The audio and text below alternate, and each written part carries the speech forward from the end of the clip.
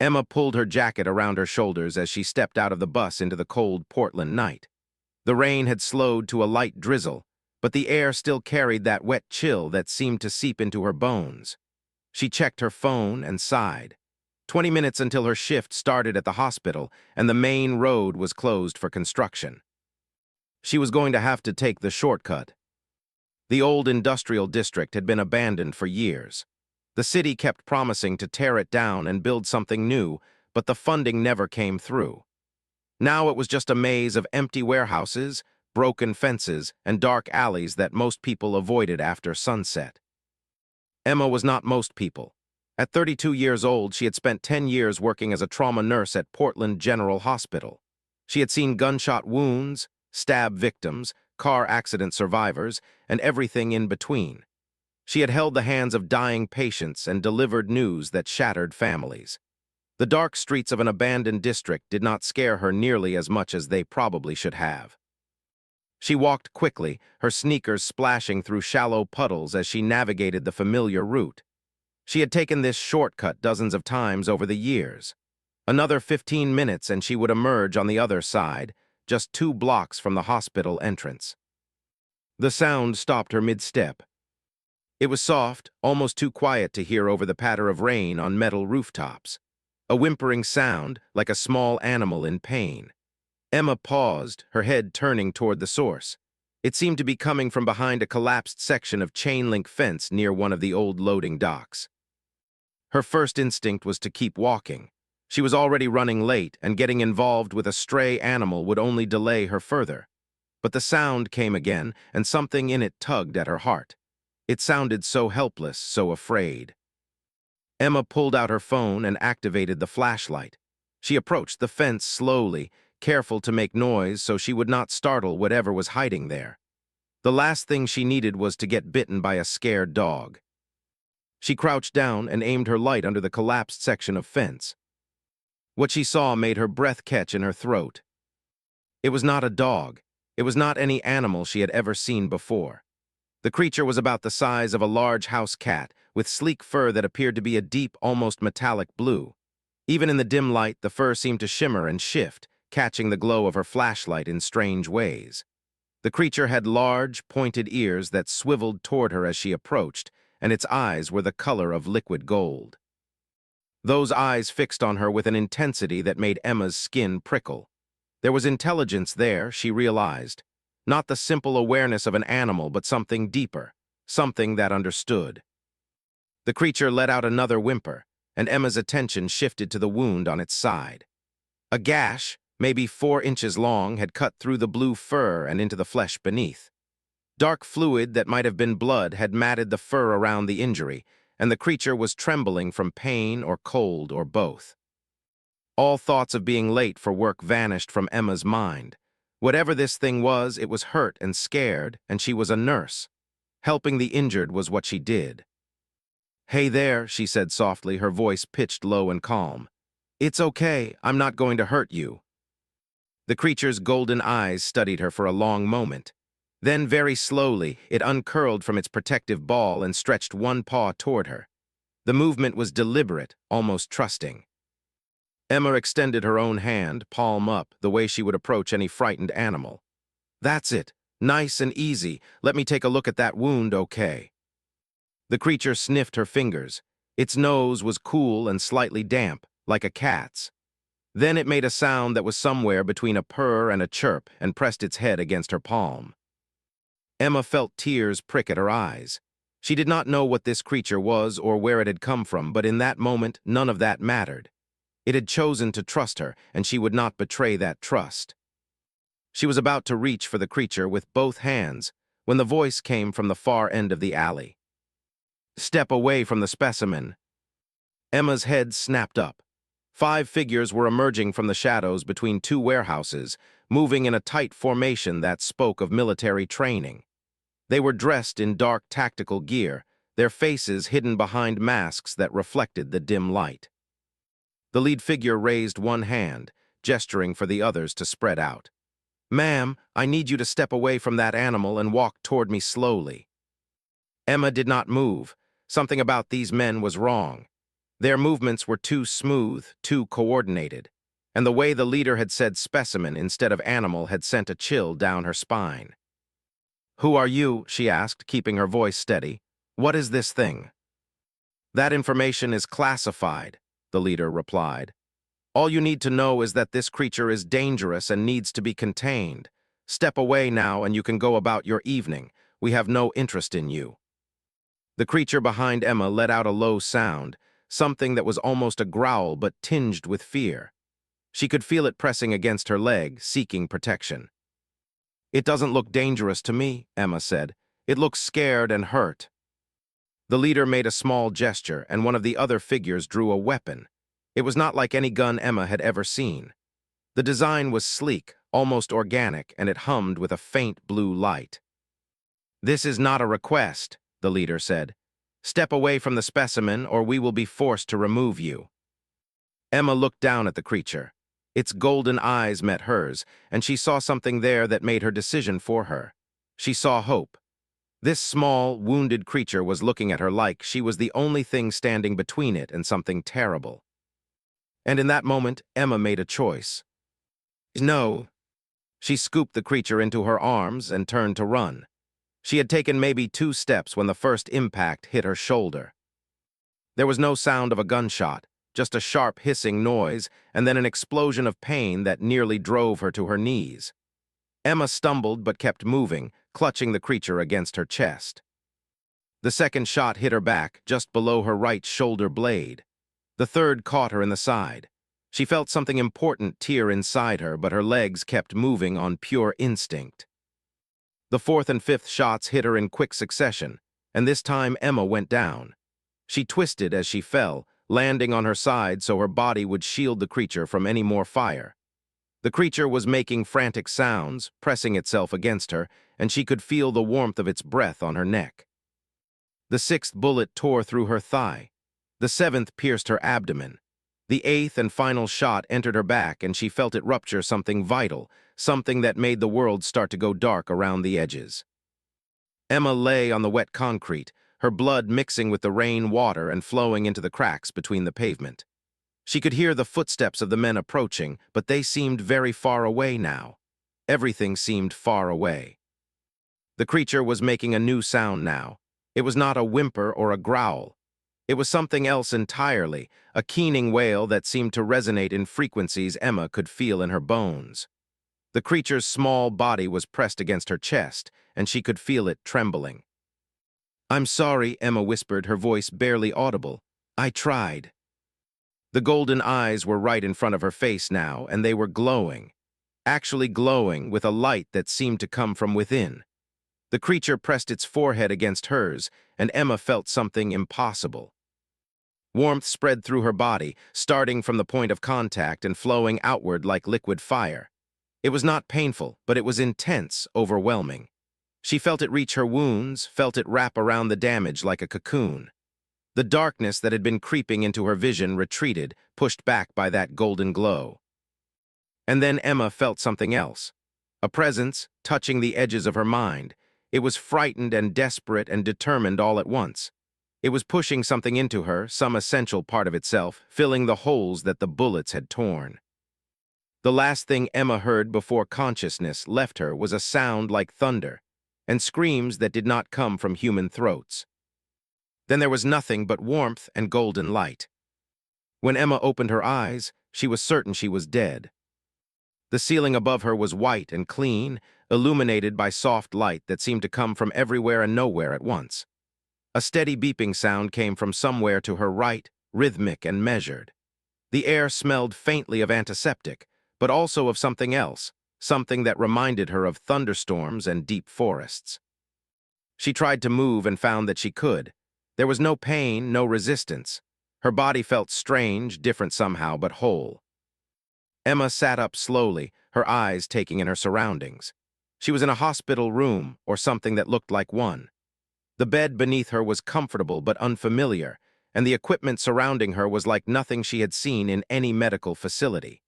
Screens displayed information in symbols she did not recognize, and the monitors were sleek and curved, without any visible wires or cables. "You should not move so quickly," a voice said from beside her. "Your body has significant reconstruction." Emma turned her head and felt her heart stop. The being standing beside her bed was not human. He stood nearly 7 feet tall, with skin that was pale gray and had an almost metallic quality to it, like polished steel. His features were angular and sharp, with high cheekbones and a strong jaw. His eyes were entirely black, without any whites or visible iris, like 2 pools of liquid darkness set in that silver face. He wore armor that seemed to shift and flow as he moved, covered in patterns that Emma could have sworn were not there when she first looked at them. A long cloak hung from his shoulders, deep purple in color, and a weapon that might have been a sword hung at his hip. "My name is Commander," the alien said. He spoke English perfectly, but there was something strange about his voice, a resonance that seemed to come from deep in his chest. "I serve the Imperial Guard, and you, Emma, have created something of a diplomatic incident." Emma stared at him. Her mind was racing, trying to process what she was seeing, what she was hearing. Part of her insisted that this must be a dream, a hallucination caused by blood loss and trauma. But the details were too sharp, too consistent. The weight of the blanket on her legs, the coolness of the air on her skin, the faint hum of the equipment around her.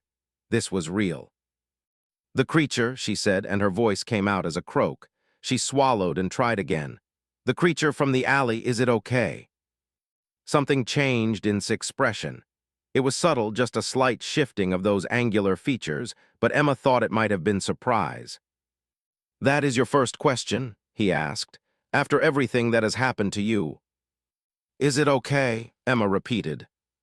For a long moment, the alien commander just looked at her. Then he inclined his head in what might have been respect. "He is well, thanks to you." Emma felt something loosen in her chest. She had not even realized how tight it had been until the relief hit her. "Good, that's good." "The creature, as you call him, is named El," continued.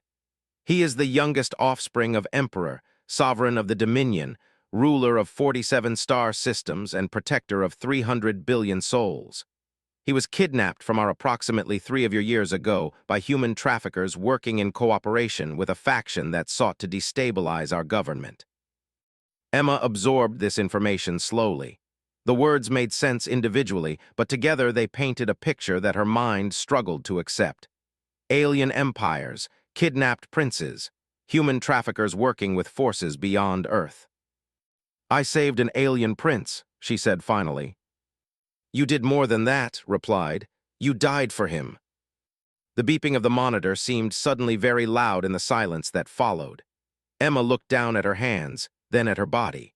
She was wearing some kind of medical gown, and beneath it, her skin looked normal. No wounds, no scars, no evidence of the catastrophic injuries she clearly remembered receiving. "I was shot," she said slowly. 8 times I felt myself dying." "You did die," confirmed. 8 projectile wounds, including 2 that pierced your heart and 1 that severed your spine.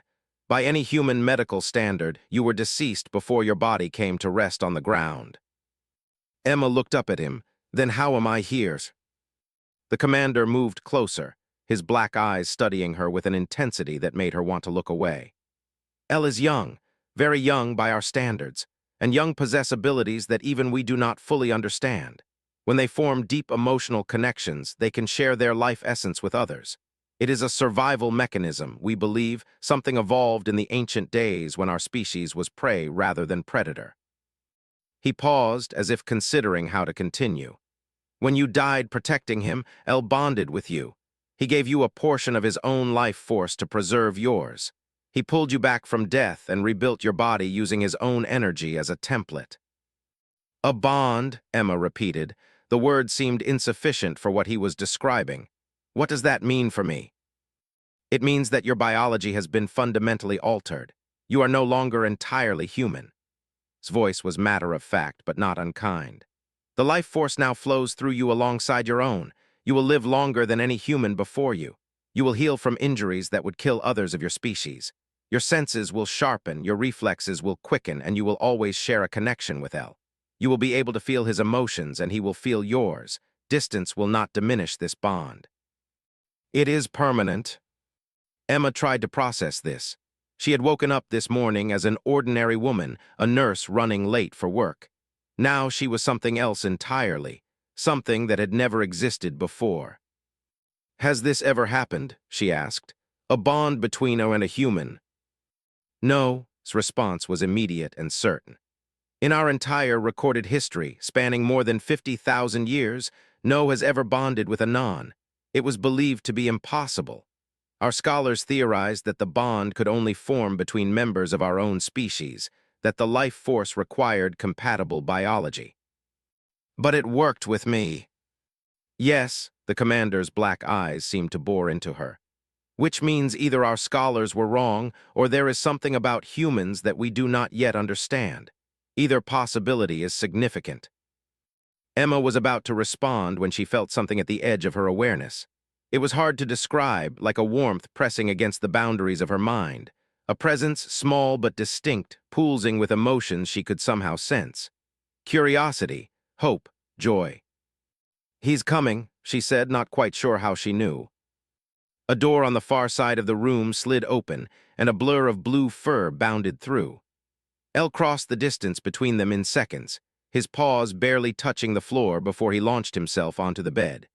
He pressed his head against Emma's chest, making a sound that was somewhere between a purr and a cry. Emma's arms wrapped around him without conscious thought. The warmth in her mind flared brighter, and suddenly she could feel everything he was feeling. Relief so intense it was almost painful, gratitude that had no words, and beneath it all, a fierce, possessive love that took her breath away. "Hey there, little one," she murmured, running her hand through his soft fur. "I'm okay, we're both okay." El looked up at her with those golden eyes, and Emma felt rather than heard his response. It came as a burst of emotion, a complex message that bypassed language entirely. He had been so scared. He had felt her dying, felt her slipping away, and he had done the only thing he could think of to stop it. He had given her part of himself, and he would do it again without hesitation. Emma felt tears running down her cheeks. "Thank you," she whispered. "You saved me." The young prince's response was simple and absolute. She had saved him first. Watched this exchange in silence. When Emma finally looked up at him, wiping her eyes with the back of her hand, she saw something new in his expression. It might have been wonder.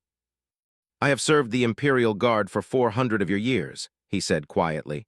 "I have witnessed battles that shook the foundations of star systems. I have seen empires rise and fall, but I have never seen anything like this." He inclined his head toward her, deeper this time, a gesture that felt like genuine respect. "You are remarkable, Emma." Before Emma could respond, the door opened again and more aliens entered the room. They were similar to in their basic form, tall and gray-skinned with those unsettling black eyes, but their armor was different.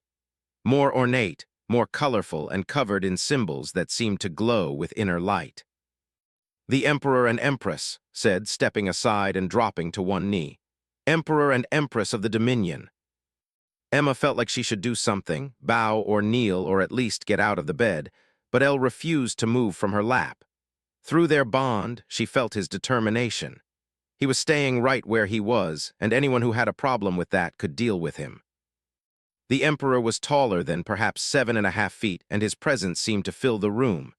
His armor was deep gold, and a crown that looked like it had been grown rather than crafted rested on his brow. But his eyes, as they looked at Emma, held none of the cold authority she might have expected. They were warm, and there was moisture gathering at their corners. The Empress was slightly shorter, her armor silver and white, and she moved with a grace that made everyone else seem clumsy by comparison. She went directly to the bed and knelt beside it, bringing her face level with Emma's. "You saved our son," she said, and her voice was like music, like water flowing over stones. "You gave your life to protect him when you had no reason to, when you did not know who or what he was. How can we ever repay such a debt?" Emma looked down at El, who had turned to look at his mother but still refused to leave Emma's lap. "I don't need repayment. I saw a creature that was hurt and scared and some men who were trying to hurt it more. I couldn't just walk away." "But you could have," the Emperor said, his deep voice resonating in Emma's chest. "Any rational being would have. You were outnumbered and you had no chance of surviving, and yet you chose to fight to die for a stranger." He moved closer, and Emma was struck by the weight of his gaze. In all my years, across all the species I have encountered, I have rarely seen such courage. It wasn't courage, Emma said honestly. I didn't think about it, I just acted. That, the Empress said softly, is what makes it true courage. The bravery that comes from thought and calculation is admirable. But the bravery that comes from the heart, without hesitation or consideration of self, that is something far rarer and more precious. She reached out and placed her hand over Emma's. Her skin was cool but not cold, and Emma felt a tingle where they touched, like a mild electric current. You have bonded with our son, the Empress continued. You carry part of him within you now, and he carries part of you. By our laws and customs, this makes you family. You are no longer simply Emma of Earth. You are Emma of the house of guardian and protector of Prince El, and a daughter of the Dominion. Emma blinked. I'm sorry, did you just adopt me? A smile touched the Empress's lips, softening her angular features. In a manner of speaking, yes. Our son chose you, Emma. In a moment of desperation, when he could have simply let you die and tried to escape on his own, he instead gave part of himself to save you. That choice is sacred to us. We will not dishonor it. What the Empress means, said from where he knelt, is that you now have the full protection and resources of the Dominion at your disposal. Any enemy of yours is an enemy of the Empire. Any need you have will be met. You are, for all practical purposes, royalty. Emma looked at the faces surrounding her, alien faces that should have been terrifying but somehow were not. She looked at El, still curled in her lap, his golden eyes half closed in contentment. She felt the bond between them, warm and steady, like a heartbeat that was not her own. What happens now? She asked. The Emperor and Empress exchanged a look. Some communication seemed to pass between them, though Emma could not sense it the way she could sense El. Now, the Emperor said, we have decisions to make. Your world does not know about us. We have watched humanity from a distance for centuries, studied your species, but we have never made open contact. Our presence here, the events that led to my son's recovery, these have created complications. The men who took El, Emma said, a new thought occurring to her. The ones who shot me, they were human, but they had alien weapons. Someone has been in contact with Earth already. Rose from his kneeling position. The faction we mentioned, they call themselves the Consortium. They are a group of who believe that our species should rule the galaxy rather than simply protect it. They have been making deals with various species, including humans, for decades. Weapons, technology, information, all exchanged for resources and influence. They kidnapped El to use as leverage against us, the Emperor added, and for the first time, Emma heard anger in his voice. To force my hand in their political games. They have been operating on your world for years, building networks, cultivating human allies. And now they know that their plan failed, Emma said slowly, pieces clicking together in her mind. They know that El is safe, that you found him. They'll be angry. They will be more than angry, the Empress said. They will be desperate, and desperate enemies are dangerous enemies. They may seek revenge against those who thwarted them. Emma understood what she was saying. Against me. You are protected now, said firmly. The Imperial Guard will ensure your safety, but the Empress is correct. The Consortium does not forget, and they do not forgive. As long as they exist, you will be a target. For a moment, Emma felt fear touch her heart. She thought about her apartment, her job, her simple life that had seemed so normal just hours ago.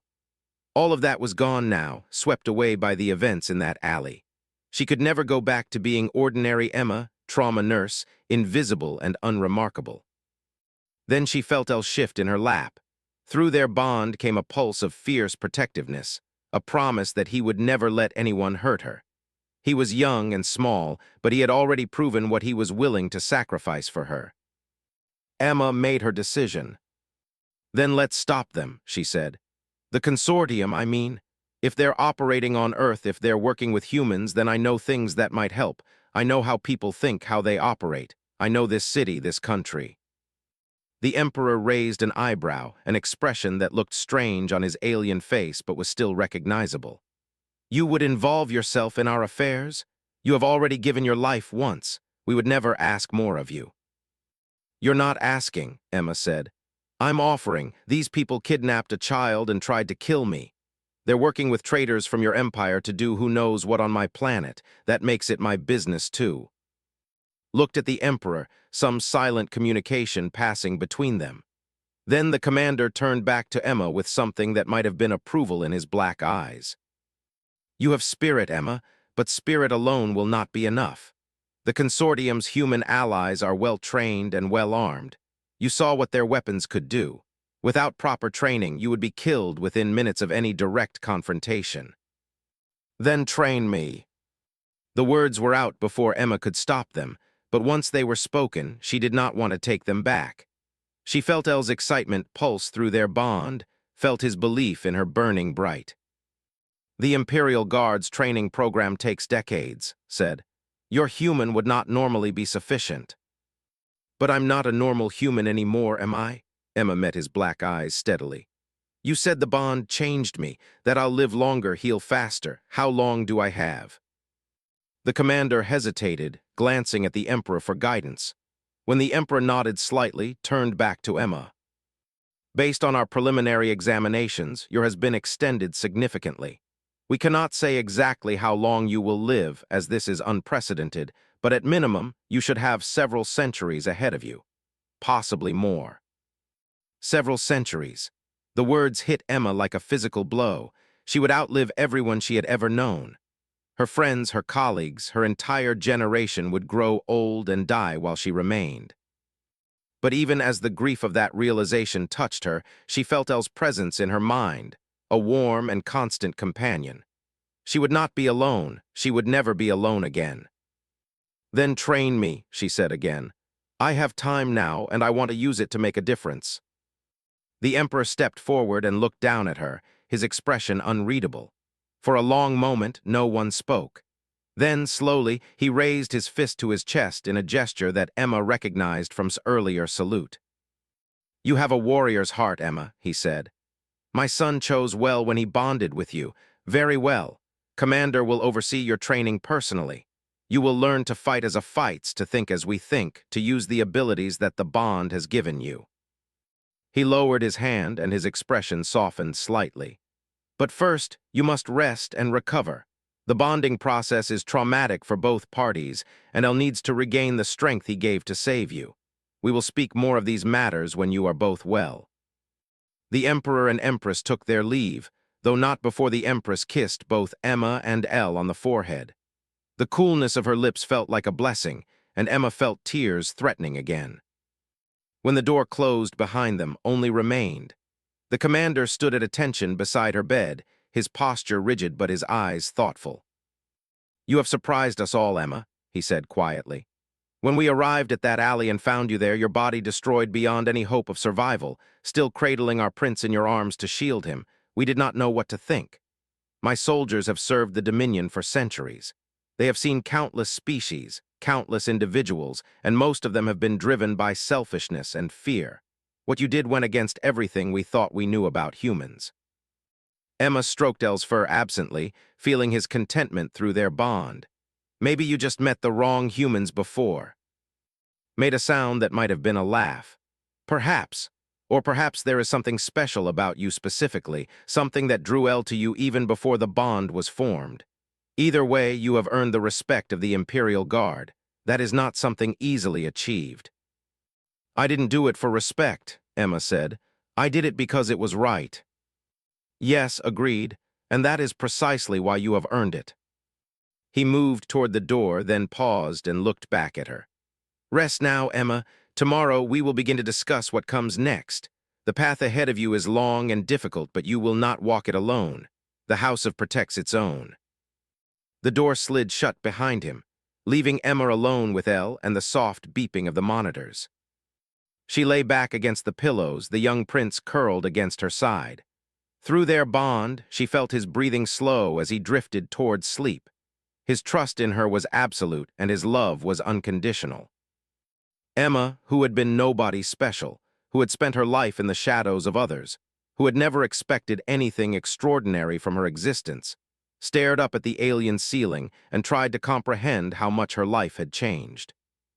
She had died in a dirty alley, bleeding out on cold concrete. She had been brought back by an alien prince who had given part of his own soul to save her. She was now a member of an imperial family, bonded to royalty, facing enemies that spanned star systems.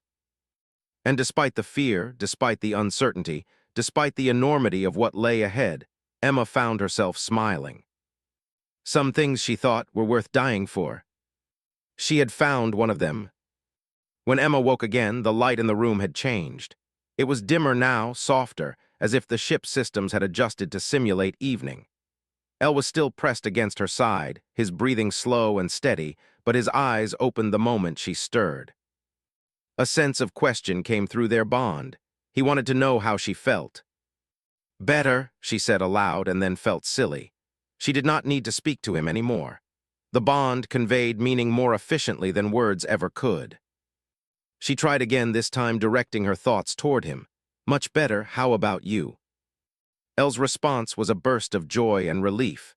He felt stronger now, the energy he had given her was regenerating, and he was happy, so happy that she was alive and well and with him. Emma sat up slowly, her body moving with a fluidity that felt new and strange. She felt strong in a way she never had before, as if her muscles had been rebuilt from the ground up, which, she supposed, they probably had been. She swung her legs over the side of the bed and stood. There was no dizziness, no weakness, just a sense of coiled potential, like a spring waiting to be released. El hopped off the bed and looked up at her, his tail swishing back and forth.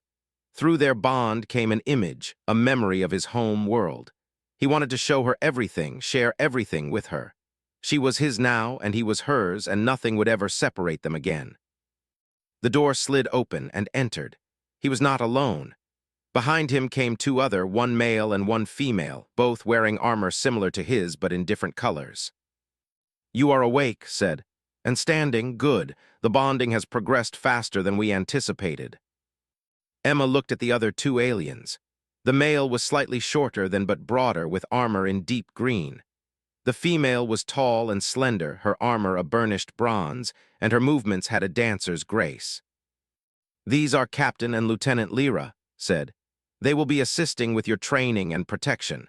Both are among the finest warriors the Imperial Guard has to offer." Inclined his head, his black eyes assessing Emma with professional curiosity. "It is an honor to meet the human who saved the prince." Lyra said nothing, but her gaze lingered on El with something that might have been affection. Through the bond, Emma sensed that the young prince recognized these, that they had been among those searching for him during his captivity. "What time is it?" Emma asked. "How long was I asleep?" "Approximately 18 of your Earth hours," replied. "It is now early morning by your planet's rotation. We have remained in orbit while you recovered." Emma went to the window, and her breath caught. Earth hung below them, a blue and white marble against the black of space. She could see the western coast of North America, the familiar shape of the continent that had been her entire world until now. "We are approximately 300,000 kilometers from your planet's surface," said, moving to stand beside her. "Close enough to respond to any developments, far enough to avoid detection by your world's monitoring systems. Can your ships really hide from all our satellites and telescopes?" Made a sound that might have been amusement. "Your species has achieved much in a short time, but your technology is still primitive by galactic standards. We have been visiting your world undetected for." Emma tore her gaze away from the window. There would be time to appreciate the view later. Right now, she had questions that needed answers. "The men who attacked me, the ones working with this consortium, what happened to them?" His expression hardened. "They were dealt with." "That's not an answer." The commander studied her for a moment. "They resisted when we arrived. They attempted to flee with the prince's body after they believed you both dead. We did not allow them to flee." "You killed them." "Some of them, others were captured for interrogation." Did not seem troubled by this admission. "We recovered significant intelligence about the consortium's operations on Earth. They have been building networks for decades, establishing front companies and recruiting humans into their service. The operation to capture the prince was just one of many projects they have been running on your world." Emma absorbed this information. Part of her was disturbed by how casually he spoke of killing, but another part understood. These were the people who had kidnapped a child, who had shot her 8 times without hesitation. They were not innocents. "What kind of other projects?" she asked. "Technology transfers, mostly. The consortium trades advanced weaponry and equipment to humans in exchange for resources and access. They are particularly interested in your world's rare Earth elements, which are difficult to obtain in other parts of the galaxy." Paused. "They have also been recruiting humans as soldiers and agents. Your species has a reputation for resilience and adaptability that the consortium finds useful." "A reputation? You make it sound like Earth is well known out there." "It is. Humanity has been watched by many species for centuries.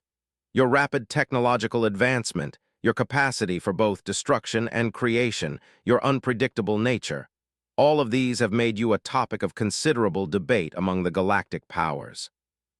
Emma thought about this. Her whole life, humanity had wondered if they were alone in the universe. Turns out they had been the subject of alien observation for generations. "So why hasn't anyone made contact? Why keep us in the dark?" Was quiet for a moment. When he spoke, his voice was thoughtful. "Different species have different reasons. Some believe that humanity should be left to develop naturally, without outside interference. Others fear what your kind might become if given access to advanced technology too soon. And some, like the consortium, simply see your ignorance as an advantage to be exploited." "And what do your people believe?" "We believe in protection without interference. We have defended your world from external threats many times without your knowledge. Asteroids that would have devastated your planet diverted from their course. Aggressive species that considered invading your world discouraged. We see ourselves as guardians, watching from afar." Emma looked out at Earth again. All those years, all those generations, living their lives completely unaware of the forces shaping their destiny. It was humbling and terrifying in equal measure. "But now everything is different," she said. "Because of what happened to me, because of the bond. Yes, your existence creates unprecedented complications. You are human, but you are also bonded to a prince. You carry our life force within you. By our laws, you are one of us." Turned to face her fully. "There are those in the Dominion who will not accept this, who will see you as an aberration, a threat to the natural order. And there are humans who, if they learned of your existence, would seek to capture and study you." "So I'm a problem." "You are an opportunity," corrected. "Whether that opportunity becomes something positive or something destructive depends on what we do next." Elle had moved to Emma's side during this conversation. He pressed against her leg, and she felt his emotions through their bond. He was worried about her, about how she was handling all of this. But beneath the worry was absolute faith. He believed in her.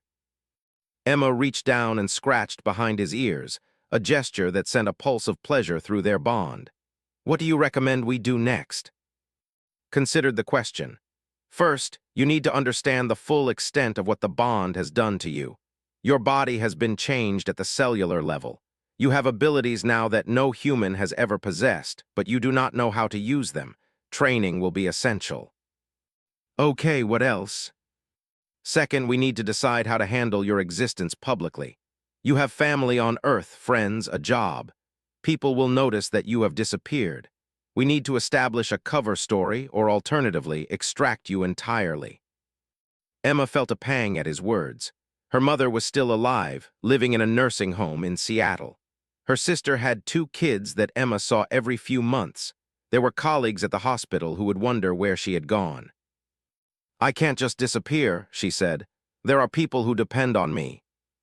"I understand, but those people could also be used against you. The consortium now knows of your existence. If they discover your connections on Earth, they will use them as leverage." "Then we protect them, we don't abandon them." Raised an eyebrow. Protecting individuals across an entire planet against an enemy with galactic resources is not a simple matter. "Then we make it simple." Emma's voice was firm. "These are my people, I won't let them be hurt because of me." The commander studied her for a long moment. Then, slowly, a smile touched his lips. It was the first time Emma had seen him smile, and it transformed his severe face into something almost warm. "You are going to be a very interesting challenge, Emma," he said. "Very well. We will find a way to protect your loved ones while also establishing your new role. It will require careful planning and significant resources, but it can be done." "Thank you." "Do not thank me yet. The training I will put you through will make you wish you had died in that alley." His smile widened. "I do not coddle my students." Despite everything, Emma found herself smiling back. "I've been a trauma nurse for 10 years. I don't coddle easily." "We shall see." The door slid open again, and a Emma did not recognize entered. He was younger than, his features softer, and he wore robes instead of armor. Some kind of advisor or scholar, Emma guessed. "Commander," the newcomer said, bowing slightly. "The Emperor requests the presence of the human at the evening meal. The full court will be in attendance." Turned to Emma. "It seems your introduction to society begins sooner than anticipated. Are you prepared to meet the nobles of the Dominion?" Emma looked down at her medical gown, then at Elle, then back at the commander. "I don't have anything to wear." This, apparently, was not a concern. Within the hour, Emma found herself being attended by a team of servants who seemed to know exactly how to dress a human for an imperial function. The garments they produced were unlike anything Emma had ever worn, flowing fabrics in deep purple and silver that moved like liquid against her skin. They were clearly of alien design, but they had been modified to fit a human body perfectly. "The Empress had these made while you slept," Lyra explained, helping Emma arrange the final pieces. "She wanted you to feel welcome and comfortable." Emma looked at herself in the reflective surface that served as a mirror. She barely recognized the woman staring back at her. The clothes made her look regal, important, like someone who belonged in an imperial court. And there was something else, something in her face that had not been there before. A confidence, a brightness in her eyes that seemed almost to glow. "That is the bond manifesting physically," Lyra said, noticing her examination. "Life force tends to express itself visually. Over time, you may develop other visible signs as well." "Like what?" "It varies. Some report markings on their skin, patterns that correspond to their bonded's family lineage. Others find their eyes change color. The bond expresses itself differently for everyone." Emma filed this information away for later consideration. Right now, she had a dinner to attend. Elle was waiting for her outside her quarters, and his reaction when he saw her sent a wave of warmth through their bond. He thought she looked beautiful. He was proud to have her as his bonded. Emma knelt to meet his golden eyes.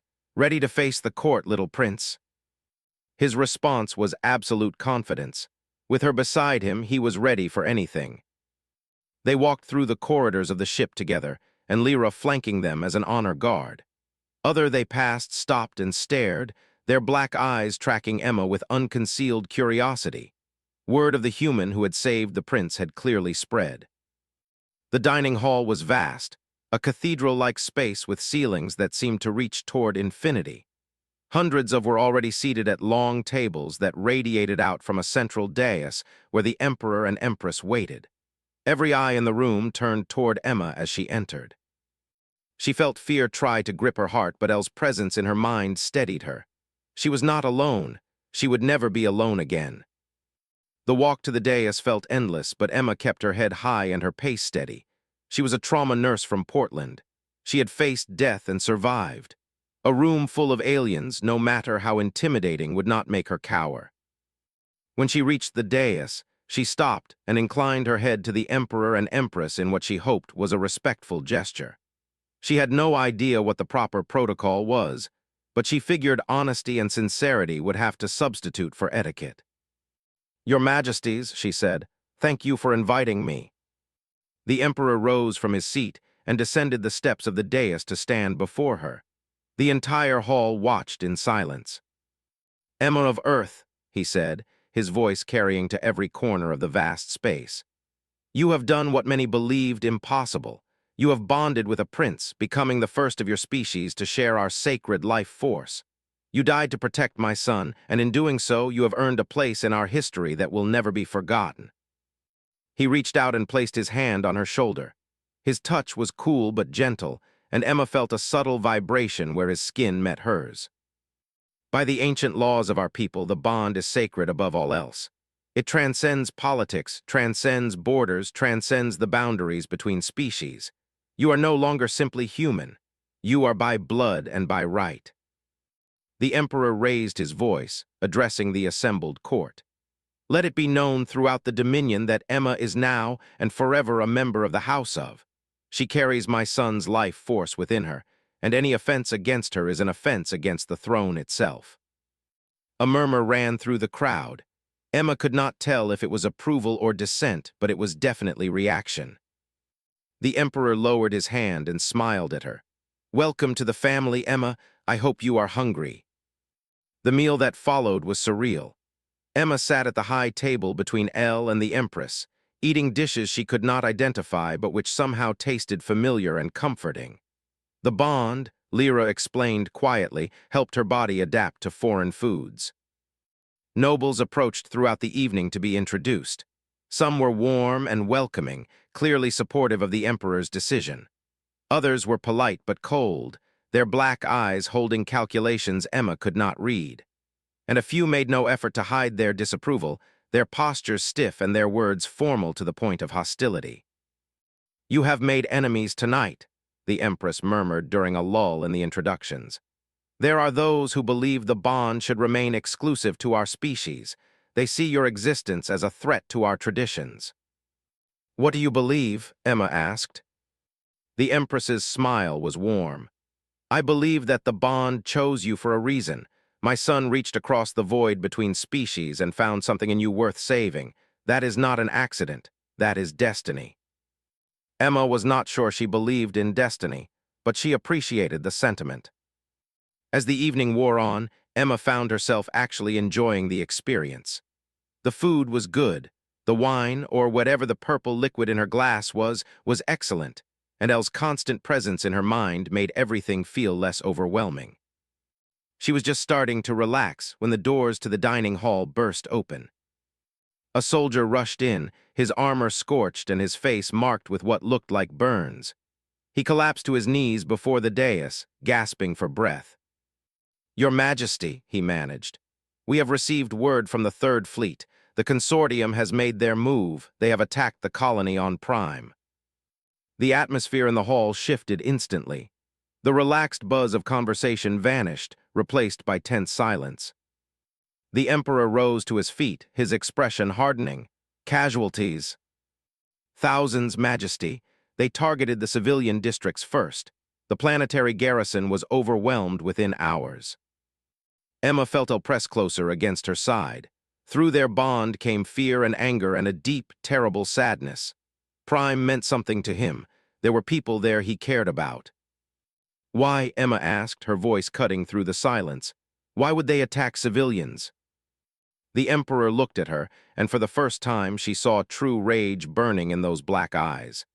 Because they cannot get to my son, they have decided to punish our people instead. This is a message, a declaration that they will not be.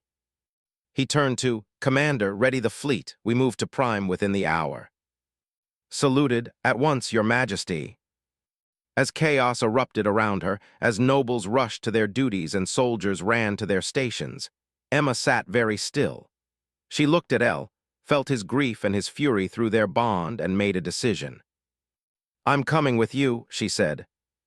The Emperor paused and looked back at her. You are not yet trained. A battlefield is no place for you. Those people are dying because of what I did, because I saved Elle, because I disrupted whatever plans the consortium had. Emma stood, her new clothes flowing around her like water. I can't sit here and do nothing while innocent people pay the price for my actions. She is right, Elle said. Everyone stared. It was the first time the young prince had spoken aloud since the bonding, and his voice was clear and strong. She is my bonded, he continued. Where she goes, I go, and where I go, she goes. We will not be separated. The Emperor looked at his son, then at Emma, then at his wife. Some silent communication passed between the royal couple. Very well, the Emperor said finally. You will come, but you will stay close to Commander at all times and you will follow his orders without question. This is not a request. Understood, Emma said. As the hall emptied and the ship prepared for war, Emma felt the weight of her new reality settling onto her shoulders. Just days ago, she had been a nurse, healing the wounded and comforting the dying. Now she was racing toward a distant world to face an enemy that spanned star systems. But she was not alone. She had El beside her, his presence warm and constant in her mind. She had the Imperial Guard at her back, and she had a choice she had made, a promise to stand with those who needed her. Whatever waited at Prime, she would face it. She had received 8 bullets for a predator cub, and it had changed everything. Now it was time to show the galaxy what that change could do. The ship's engines hummed with power as the fleet prepared to jump, and Emma, once an ordinary human from Earth, stood at the viewport and watched the stars begin to blur. Her old life was gone. Her new life was just beginning. And she would not waste a single moment of it.